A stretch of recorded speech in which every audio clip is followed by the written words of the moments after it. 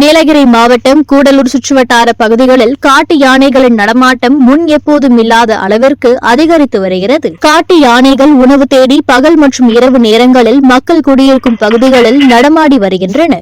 இந்த நிலையில் கூடலூர் அருகே உள்ள தொரப்பள்ளி பகுதியில் உள்ள வீட்டை உணவுக்காக காட்டு யானை உடைக்க முயன்ற சிசிடிவி காட்சி வெளியாகி அதிர்ச்சியை ஏற்படுத்தியுள்ளது.